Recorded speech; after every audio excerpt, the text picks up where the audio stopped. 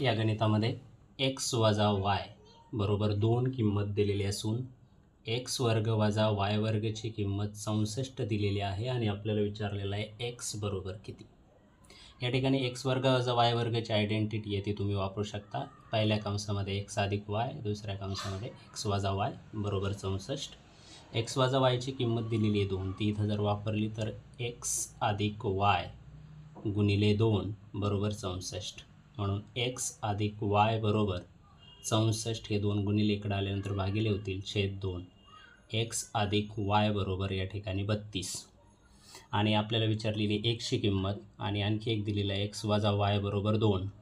तर या ठिकाणी y ची किंमत जर आपण वापरली तर x ची किंमत निघेल म्हणून x ला उजव्या बाजूला वजा y बरोबर 2 वजा x, चिन्ह जर चेंज केले तर y बरोबर x हे अधिक आणि हे वजा होईल x वजा 2. ही किंमत जर या समीकरणामध्ये ठेवली तर x ॲज इट इज अधिक y ऐवजी x वजा 2 बरोबर 32.